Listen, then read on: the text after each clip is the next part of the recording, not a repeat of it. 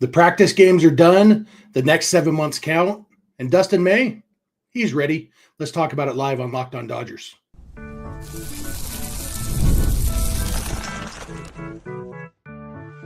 You are Locked On Dodgers, your daily Los Angeles Dodgers podcast. Part of the Locked On Podcast Network, your team every day. Hey, Dodger fans, this is Locked On Dodgers, part of the Locked On Podcast Network, your team every day. Thanks to our everydayers for making Locked On Dodgers your first listen every weekday morning. And thanks to those of you who are with us live here on Tuesday evening. Remember, this show is free and available on all podcast platforms and on YouTube simply by searching for Locked On Dodgers. If this is your first time with us, my name is Jeff Snider, coming to you from the ancestral homeland of Lake Elsinore, California.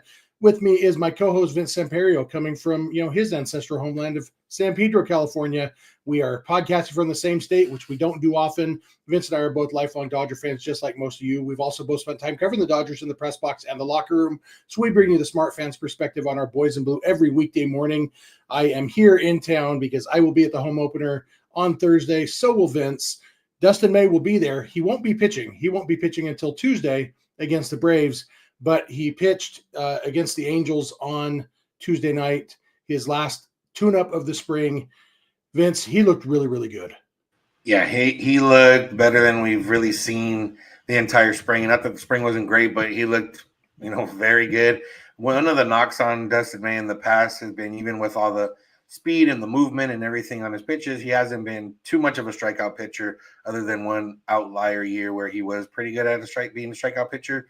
But he had a lot of swing and miss. He had a lot of called strikes on off-speed pitches, and he looked like a guy that, we talked about the Angels lineup, and while the Angels lineup isn't that good, you got to realize that the Dodgers are going to face a lot of teams with lineups that aren't that good. And, realistically, that's more teams than you think, especially when it comes to, a couple in the division that they'll face. So, yeah, it would look good. He looked good, and it just makes you think, like, man, if everything rolls right for the Dodgers, what are they going to do with all this pitching? Yeah, we just talked the other day about how the Dodgers have 3 starting pitchers who would probably be the opening day starter for most teams in Blake Snell, Yoshinobu Yamamoto, and Tyler Glasnow. Dustin May, stuff-wise, potential-wise, is right there in that conversation too. And then obviously Roki Sasaki is the 5th guy. A little bit of hype around him too. Like, there's so much good stuff on this Dodgers rotation. And for Dustin May, the 2 big questions about him have always been, will he get the strikeout stuff to match the actual stuff? And will he stay healthy? And will he stay healthy remains to be seen. And honestly, the strikeouts remain to be seen too, but it is hard to tell. This was against the Angels. The Angels are not the best lineup in baseball. But Tim Anderson has been a good hitter. He struck out Mike Trout. It made Tim Anderson look really, really bad a couple times. And Anderson obviously has struggled the last couple of years, but he used to be one of the best hitters in baseball. And Dustin May, he wasn't backing down from anybody, and he was getting strikes with a lot of different pitches. He's getting swing and miss with the fastball and with the curveball, landing the curveball for strikes. That's a huge deal. If you can land the curveball for strikes and not just have it be a chase pitch, suddenly that is something that has to be in the hitter's minds. Because if your curveball is just a chase pitch, then they pick up spin, they can just lay off it. They can just say, that's spinning, I'm not swinging. But when he's landing it for strikes, suddenly that is a pitch. It's hard to overstate how much that changes a pitcher's repertoire to be able to throw multiple pitches for strikes in the strike zone. Yeah, with the curveball, like I said, it just enough of it plays off from his other stuff that, it is something you keep in mind. And, it's not always necessarily about having the best curveball or, the best off-speed pitch or whatever it is. Sometimes, that obviously helps, but it's not always about that. It's about having something. If you have a dynamic fastball or a dynamic power sink or whatever it is, and you have something that is able to take a little bit off of that or move a little bit off of that and just make the hitter think, even if your curveball is not good, but you can land it for a strike, then the hitter has to worry about that. The hitter has to think about that. And now when there's 2 strikes on him, he doesn't know what's coming. Oh, is it going to be a power sinker? Oh, is it going to be a 2-seam with movement? Oh, is it going to be just a straight 4-seam fastball? Or is it going to be a curveball that I'm going to have to swing at because he's been lining it for strike? So that all kind of plays into becoming a better pitcher and, still becoming a strikeout pitcher with some of the stuff. Before, when, he didn't necessarily always land the off speed or wasn't enough of a threat, then that's kind of where you saw that he was still able to be good because the stuff was so nasty, but not necessarily get the strikeouts. And while strikeouts, you don't need strikeouts to be a good pitcher. You don't need strikeouts to have a good ERA. You don't need strikeouts for all that type of stuff. You do need strikeouts when you get into tough situations, and that's kind of where that would lend itself better for Dustin May. Yeah, realistically, to have sustained success in the 2025 version of baseball, you do need strikeouts. And that's something that he's never going to reach his potential without that. And another thing that was interesting to me was the velocity variance on both of his fastballs, his two-seamer and his four-seamer. Both of them had like 5 miles an hour of variance, 4 to 5 miles an hour, ranging from 92 up to 97. It's hard to know how much of that's intentional and how much of it is, but what it seemed like to me was that he is maybe being a little bit more not focusing on all out velocity every pitch, but focusing on command. And then you can rear back and, have that 97.5 miles an hour in your back pocket when you need it. And when you're, if you're throwing one fastball 93 with really good location, and then you pump 97 in there, that does look quite a bit different, especially when they also have to account for the curveball mid 80s, 85, 84 mile an hour curveball. That kind of velocity change makes it really hard to get any sort of grasp. Basically, you have to guess and hope you guess right. And he threw 4 different pitches tonight. So your chances of guessing correctly go down. Yeah. And, led with the curveball today. We'll see in his first start on Tuesday if that was a product of him working on his curveball, if that's a product of how he's going to pitch differently this year, if that's a product of the matchup. Like, his first game will be against the Braves, who, have a pretty decent lineup. And, it might be lend itself to more fastballs or even more curveballs or whatever the case is. So it works out for May. And, obviously the health is the biggest part of all this. But I think we've talked about this a little bit in over the offseason.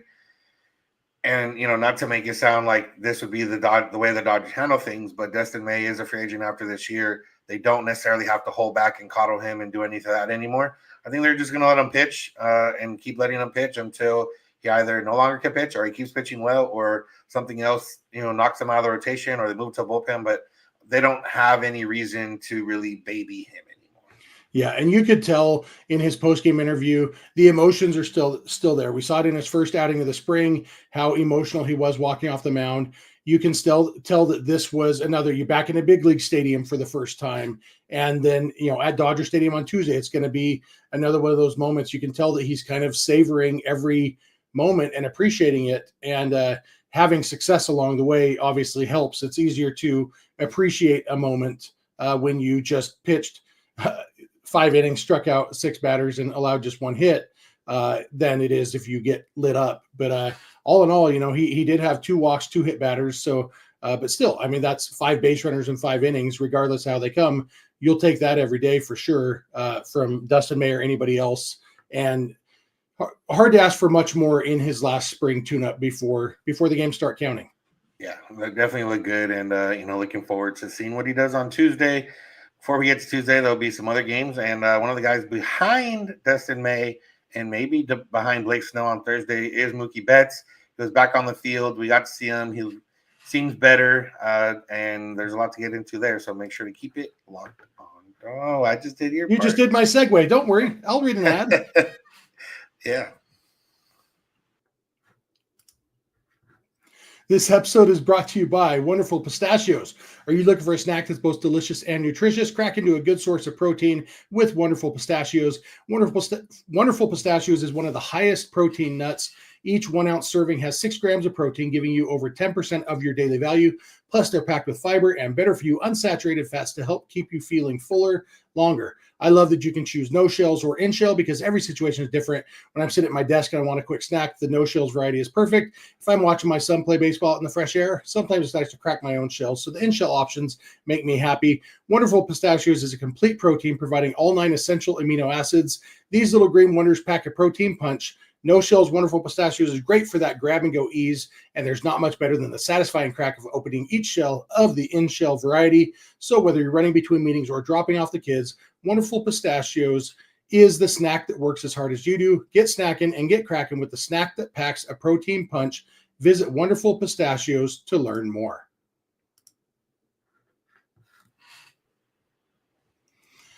Hey, we are back. Thank you for making Locked On Dodgers your first listen. Thanks for being an everydayer. If you're not an everydayer, it's easy to become one. Just watch or listen every weekday morning. Also want to thank all of you who are with us live here. We are live most evenings, Sunday through Thursday evenings, and we always appreciate the lively chats going on here. Be sure to check out Locked On Sports Today and Locked On Sports Los Angeles over on YouTube. And remember to go beyond the podcast and become a Locked On Dodgers insider by going to joinsubtext.com/Locked On Dodgers. And for your second listen, check out Locked On MLB, hosted by our buddy Paul Francis Sullivan, a.k.a. Sully. Mookie Betts, he played on Tuesday night, went 0 for 3, but he was back on the field. Noticeably smaller, I'd say, Vince. Yeah, definitely noticeable. Yeah, but he was back on the field. He said after the game he feels great.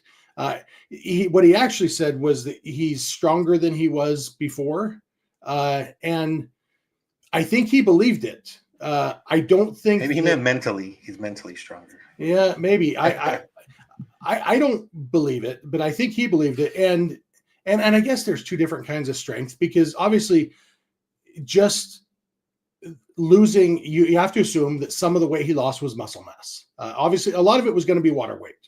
And so hopefully a lot of water weight, but there's still some muscle mass lost. And so he's not going to be able to hit the ball as hard right now with some lost muscle, but you can still feel strong. There's that wiry strong, and we've all tangled with a friend who looks really skinny, and then you wrestle him. You're like, wait, how are you this strong being this small? Wouldn't surprise me if Mookie is that kind of guy.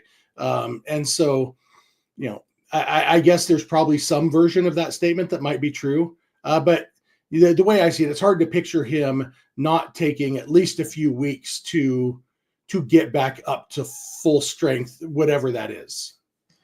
Yeah, I think Dave Roberts mentioned something about the strength. He said, the strength testing that he's done speaks to his strength where it's at, which is a good thing. So while I do believe, like, ultimately it's one of those where, okay, you can put up, 300 pounds on the bench, but you probably can't, rep 175 or whatever. Like, he probably has the initial strength. Who knows how long it'll last, stamina-wise, more so of that. And that's what we'll kind of see, and they're going to continue to monitor him and everything else. But, as much as I was kind of saying just start him on the IL regardless, if he's eating now, that'll be 3 days eating in a row. If he feels fine, he already played a game, throw him out there, and we'll have Mookie Betts at shortstop. Yeah, he was being a little bit cagey. Also seemed a little bit, maybe a little annoyed that he had to answer more questions about this for the third day in a row or whatever. It's understandable. I'm sure he understands why he needs to answer the questions. But he said, first somebody asked him if it was the medication that helped. And at first he said no. And then he kind of changed his answer halfway through and ended up saying yes. But then he also said that he figured out what was causing the problem or what to eat. And somebody tried to follow up on that. And he said he didn't want to give any more details. And so it's hard to really get a grasp on what happened. And it might just be, he's been a Dodger long enough that Dodger aversion to sharing details about health issues maybe has rubbed off on him, or maybe there is something he sees a competitive advantage to holding that information back. It could just be that it's embarrassing, that he found out he's lactose intolerant or something. I think he said lactose. That's not a word, but lactose is. Who knows? But it's not embarrassing to be lactose intolerant. It's embarrassing to give in to that intolerance and stop eating milkshakes. Yeah, definitely. That would be more embarrassing. But yeah, ultimately, maybe one day we'll find out. Maybe we won't. It won't really matter. Mookie's on the field and he's fine and healthy. Again, I think not that it matters what we say, but ultimately as fans, probably have to give him a little bit of grace over the first few weeks if he does come out struggling. Regardless of how strong he feels and how he says he is, there's still a matter of the reality of the situation, which was that he didn't really get to work out for almost 2 weeks. He didn't really get to eat for almost 2 weeks, and as someone who's in a peak physical performer, that might affect you and that might, hold you back a little bit, and hopefully not. And hopefully he just comes out swinging and moving and grooving and everything else, and we're all good. But that will be something to monitor. But also, as I mentioned yesterday, like there's so many off days in the first month that'll really help out. Yeah, and ultimately, he's probably going to hit 4 home runs on Thursday now, just to shove it in our faces. See, I'm strong, but realistically, I think we're looking at a batting average roughly equal to his slugging percentage for the first few weeks of the season. But if that batting average is, high enough and he's still working walks and playing solid defense, like I said, Mookie doesn't need to be a power hitter to be productive. Obviously, we wouldn't want him to go a whole season without power, but they can handle a few weeks and he could still be a productive member of the team without the power. All in all, it was just good to see him back on the field and see him looking like himself. We talked yesterday about how the interview he did with Harold Reynolds in Japan, he just seemed miserable. You could tell he didn't feel well. And then the interviews he's done the last couple of days, you can tell he feels fine and he's more just frustrated at not being able to hold down food. And so kind of that progression has been nice to see, where now it's just almost a defiant Mookie Betts of like, yes, I am better. I am ready. I'm going to play baseball. And, a defiant Mookie probably could surprise us a little bit. Yeah. Defiant Mookie. I think there's a lot, on his plate, and we saw a little bit of it in the postseason. Like that was in a way defiant Mookie based on how he played the last couple postseasons and how people were getting on him and everything else. And if we get that Mookie, that's just as fine. So, yeah, want to shout out a couple comments in the chat. Richie Flores says, "Thanks for getting off the 15 freeway and saying hi as you drove past me this afternoon." I got to tell you, Richie, I made it here in 8 hours and 45 minutes, despite. I was coming down the Cajon Pass right at like 4:45. And so I thought for sure I was going to hit terrible traffic. So that's why I didn't get off in Devore and say hi, Richie, because traffic was moving and I wasn't going to test fate. So I kept on going. I did take a picture of myself giving a thumbs up to the divorce sign. So I'll send that to you, Richie. I'm excited to be back in California. I'm always happy to be here, recording in the guitar room at my parents' house. And when it's for opening day, it's always an exciting thing. I really like Dodger Stadium, Vince. You and I have talked a lot about this. Like, no matter how many times I go there, it is always a special place. I mean, it feels like home when I pull into that parking lot. Yeah, definitely. Before that, I do want to mention, because Will Smith's home run was one of these. I hate the fact that the Angels moved the home run down, and now if it hits off the wall but over the line, it's still a home run. That just, I don't know why, but it just irritates me every time I see it. Like, this shit over the wall is a home run, or move that other wall back a little bit because it just looks weird. Yeah, or move the bottom wall forward a little bit, just somehow make it so it's not the same wall. Yeah, just a line is really, really weird. Obviously, like you said, it was Will Smith today, so we'll take it. Shohei Ohtani's almost got out, but and Tommy Edman almost touched first base on his double. That was kind of funny when he came up the second time up and it said 0 for 1 ground out. I'm like, that was a weird ground out, a bloop double into left field, but we'll call it a ground out because he got thrown out at first base on it. So get all the kinks out. Yeah, but if it matters to you guys, the Dodgers won this game against the Angels. They won 2 out of 3 in the Freeway Series. The one game they lost was when a pitcher we don't have to worry about pitching at Dodger Stadium this year blew a lead in the 9th inning. And so all in all, again, it's just the Angels, but we'll take it, and day off on Wednesday. And then the Dodgers will play against the Tigers, taking on Tarek Skubal on Thursday. And one guy who probably won't be there quite yet, but his status will be changing one way or the other. He'll either be a Dodger soon or on some other team, is David Bote. We're going to dig into the news on him and try to figure out what we think the Dodgers ought to do. So thank you again for making Locked On Dodgers your first listen, and please keep it Locked On Dodgers. This episode is brought to you by Monarch Money. Do you ever check your bank account and wonder, where did all my money go? Between dining out, online shopping, and entertainment, it's easy to lose track. That's where Monarch Money comes in, your personal CFO giving you full visibility and control over your finances. Monarch Money isn't just a budgeting app. It's a complete financial command center. You can track all your accounts, investments, and spending in one place, so you stop just managing your money and start building wealth. As I've said before, that all-in-one solution is perfect if you have multiple accounts, say a bank account, a credit card account, a mortgage account, an investment account, all these different things, and you want to be able to see all your money in one place. Monarch Money is perfect for that. It's also really, really helpful if you are managing money with your partner. It makes that smoother than ever. You can track shared and personal accounts. You can set goals, and you can stay on the same page without the stress. So take control of your finances with Monarch Money. Use code LOCKEDONMLB at monarchmoney.com for 50% off your first year. That's monarchmoney.com, code LOCKEDONMLB for half off your first year. This episode is also brought to you by Supply House. Get the supplies you need from the site made for the skilled trades, Supply House. Whether you're in plumbing, HVAC, or electrical work, Supply House is the reliable way to order products online. Their easy-to-use website is packed with helpful resources and the latest product info to help you get the job done right. Plus, with a complete inventory of over 200,000 parts from 400 plus top brands, you'll find exactly what you need, delivered fast from coast to coast. Need help with an order? Supply House offers expert support and industry-leading service, so you'll always talk to a real person. And for trade pros looking for an extra edge, their free TradeMaster program offers exclusive perks like a dedicated phone line, free shipping, and discounts on every order. Thousands of skilled professionals are already taking advantage. Now it's your turn. So join the TradeMaster program today at supplyhouse.com/TM and start ordering plumbing, HVAC, and electrical supplies with just a few clicks. Plus, use promo code SH5 for 5% off your first order. That's supplyhouse.com.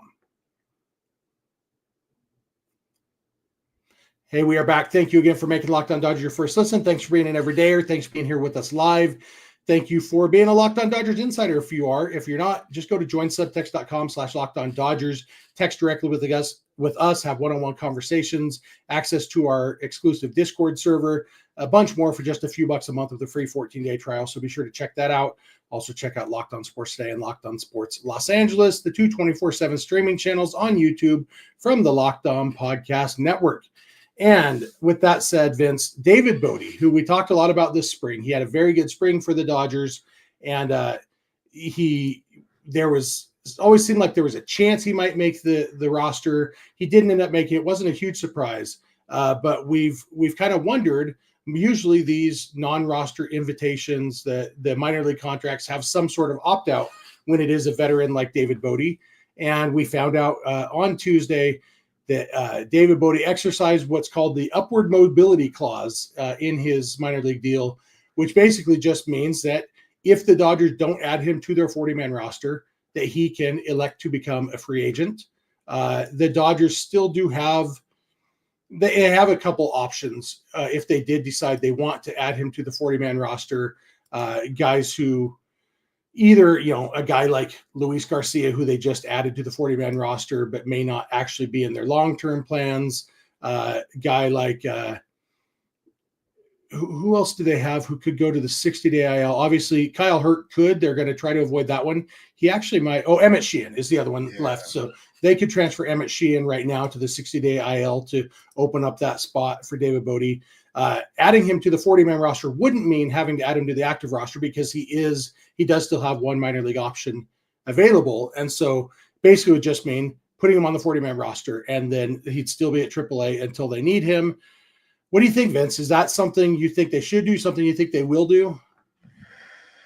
Yeah, I think it's something that definitely should happen, just for the simple fact of, you're one injury away and you don't necessarily have an infielder, or at least a corner infielder, to come up.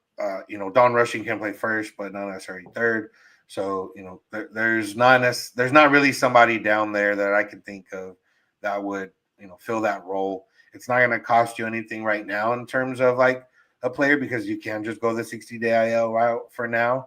And, realistically, that won't really hurt you until the season ends and they have to make decisions with all the guys that either stay on the 60-day or when they come back throughout the season. But I feel like, it's David Bote. Ultimately, we don't really know anything beyond he had a good spring with the swing change.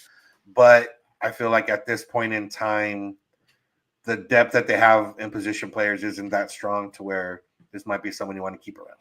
Especially with the question marks about Freddie Freeman's ribs. We've seen him. I'm not going to stress too much about results in Freeway Series games in spring training. Freddie's hit a lot of ground outs to second base since coming back from the rib issue. And so maybe that's something that's in the back of the Dodgers' minds, that David Bote could be a guy who they need to fill in at first base. Even, occasionally, obviously it would require somebody going on the IL or them cutting loose a guy like Chris Taylor in order to make room for him on the active roster right now. But knowing what we know about this Dodgers team, somebody going on the IL is not exactly an unlikely occurrence. That's definitely something that happens with these Dodgers. So, yeah, I know that, Chris Taylor is not the most well-liked Dodger in our chats most of the time or in the comments. And realistically, he hasn't deserved, based on his play, to, be in really contention for a roster spot, not let alone have the roster spot. But, I was kind of thinking this was going to happen anyways. I'm not surprised. And realistically, he probably won't play much. And I get that's really the only justification I guess I can honestly have, is that he won't play much. Yeah, I was talking to our buddy Doug McCain about this today while I was driving. I hopped on his podcast, did a live stream with him for about an hour. And one of the things we talked about was Chris Taylor. And basically, Chris Taylor is kind of the perfect player for that 26th roster spot, because he's hardly going to get any meaningful at bats. He's going to be a guy who comes in late in the game to play defense, or comes in a blowout, or gets a start, an occasional start,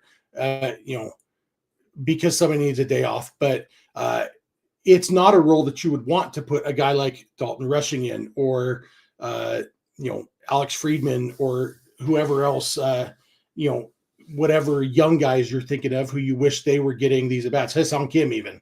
It's a role for a guy whose future you don't really care about.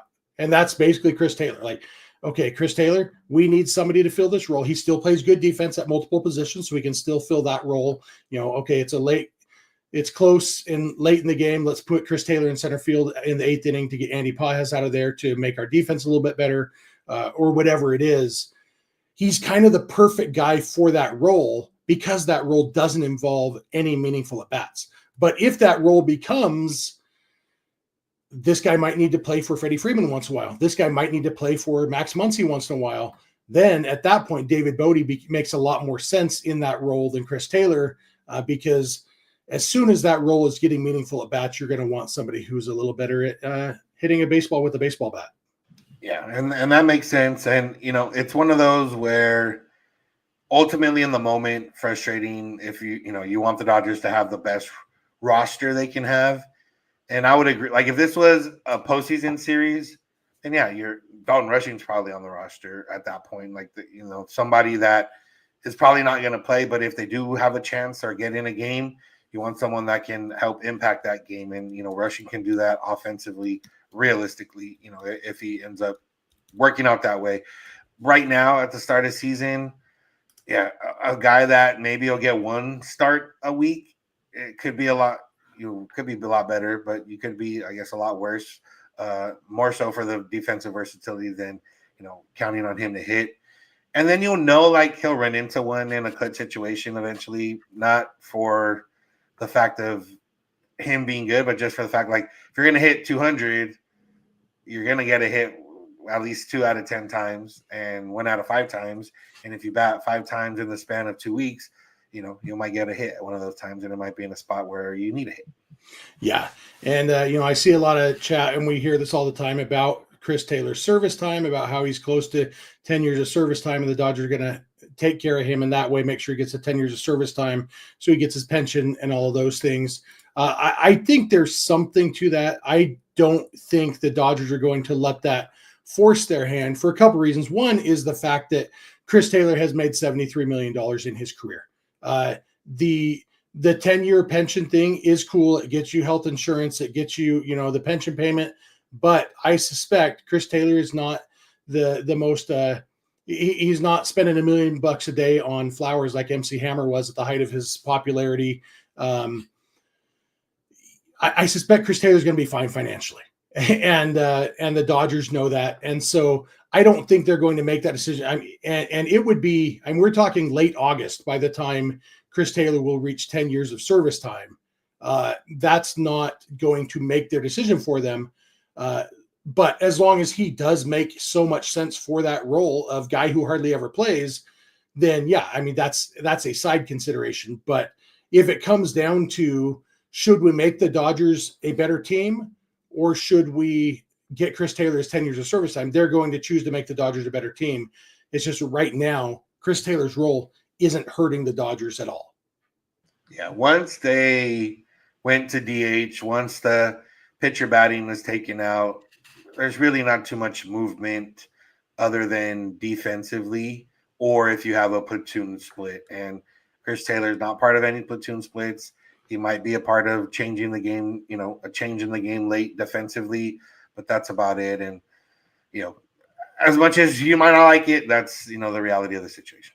Yeah, absolutely. And somebody, as Nicole Taylor points out in the chat, at least they don't have him for 10 more years under contract like Xander Bogaerts. Xander Bogaerts probably a better hitter than Chris Taylor at this point, but probably not for 10 more years. For how much longer, yeah.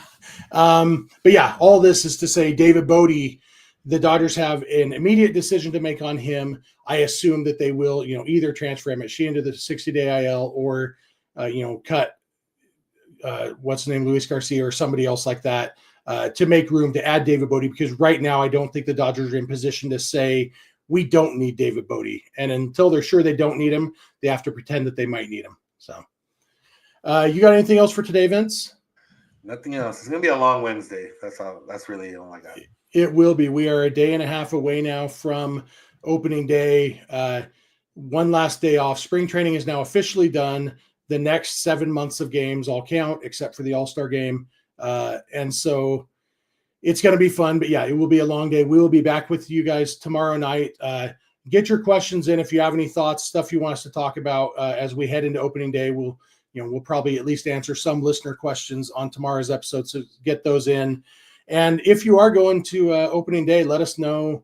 I mentioned I'm going to be sitting at the top of Lowe's section, right behind home plate, section 101. I'll be the huge guy with the Dodgers jersey that says at Snydog on the back. Pretty easy to spot. And Vince will be, wandering the stadium. TBD. I'll either be, if I'm not in Dodger gear, that means I'm there for work. And if I am in Dodger gear, that means I'm there for pleasure. Oh, yeah. So if he's in Dodger gear, it'll probably be up in top deck somewhere. Yeah. Or at least reserve. So, but yeah, come say hi and, let us know. You can, that'll do it for us for today. Thank you again for making Locked On Dodgers your first listen. Thanks for being here with us live. Had a good chat going on. Sorry for ignoring so many of you in the chat. We're just trying to get through this. I've only got one monitor when I'm at my parents' house. So, it is what it is. But we appreciate all of you. Be sure to check out Locked On Sports Today and Locked On Sports Los Angeles over on YouTube. 2 24/7 streaming channels from the Locked On Podcast Network. You can go beyond the podcast, become a Locked On Dodgers insider by going to joinsubtext.com/Locked On Dodgers. For your second listen, you can check out Locked On Fantasy Baseball with host Dominic Martino and Matthew Ane. MLB fantasy draft season is here. Be the most informed fan and set yourself up for a league win. Find Locked On Fantasy Baseball on YouTube or wherever you listen to podcasts. You can follow us on Instagram, Twitter, and TikTok at Locked On Dodgers. Vince is on Twitter at VinceSense91. I'm on Twitter at Snydog. Both of our DMs are open over there. You can also email us, lockedondodgers@gmail.com, or send us a voicemail or a text message at 323-863-LOCK, 5625. We are here every weekday morning. We hope you'll be here with us. When you get in your car or sit on your couch, tell your smart device to play podcast Locked On Dodgers. And remember, you don't have to agree. You just have to listen. We'll talk to you tomorrow. Have a good one.